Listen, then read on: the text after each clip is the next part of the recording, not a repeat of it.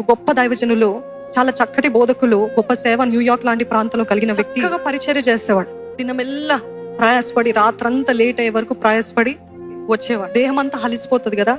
అలిసిపోయినప్పుడు ఆయన ఏం చేస్తాడంటే టీవీ పెట్టి మామూలుగా టాక్ షోనో లేకపోతే ఏదో కామెడీ షోనో, neat clean everything is neat, కానీ తన అలసిన దేహానికి కొంచెం రిఫ్రెష్మెంట్ ఇద్దామనేసి ఆ టీవీ చూస్తుండేవాడంట. It became a pattern in his life. కానీ ఒక రివైవల్ మీటింగ్ లో పరిశుద్ధాత్మ కార్యం అంతగా జరగటం చూడలేదు. వెంటనే వాళ్ళ ఇంటికి వెళ్ళి తలపేసుకుని, ఎందుకు జరగలేదు ప్రభువా?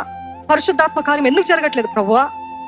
నేను నీ పరిచర్య చేస్తున్నాను కదా ప్రభువా, నువ్వు ఎందుకు జరిగించట్లేదు అని దేవునితో వాదించడం మొదలు పెట్టాడంట. దేవుడు అన్నాడంట, నువ్వు చేసేదంతా సరిగ్గానే ఉంది, కానీ ఒక్కటి తక్కువైంది. నువ్వు పరిచర్య చేస్తున్నావు అంత బాగానే ఉంది, కానీ ఇంటికి వచ్చిన తర్వాత మరలా నాతో సమయం గడపట్లేదు. టీవీ చూస్తున్నావు, ఆ టీవీ కూడా నువ్వు నా కొరకు సమర్పించుకుంటే, వదులుకుంటే నేను నిన్ను గొప్పగా వాడుకుంటాను అన్నాడు. అంటే ఆయన అన్నాడంట, దేవా నీకు తెలుసు కదా ఎంత అలసిన శరీరంతో వస్తున్నాను, ఐ ఆల్సో వాంట్ ఎంటర్టైన్, నాకు కొంచెం నెమ్మది ఉండాలనేది నేను చూస్తున్నాను, అది కూడా తీసేస్తా అంటే వై లార్డ్ అన్నాడంట. ఓకే దేవా, నీకు నిజంగా ఇది ఒక ఆటంకంగా ఉన్నట్లయితే I'm ready to let go అన్నాడు. ఒక రోజు అదే సమయంలో పరిచర్య చేసిన తర్వాత వచ్చాడంట. ఇంటికి వచ్చిన తర్వాత రిఫ్రెష్ అయ్యి ఆయన కార్ తీసుకుని, వారి ఇల్లు ఒక హిల్ స్టేషన్ లో ఉంటుంది, ఆ టాప్ హిల్ దగ్గర అక్కడ కూర్చొని కార్ పైన కూర్చొని ప్రార్థన చేస్తున్నాడంట. రాత్రి సమయంలో ప్రార్థన చేస్తా ఉంటే న్యూయార్క్ లాంటి ప్రాంతాల్లో భయంకరమైన గ్యాంగ్ మెంబర్స్, గ్యాంబ్లింగ్ ఇవన్నీ భయంకరంగా ఉంటుంటాయండి.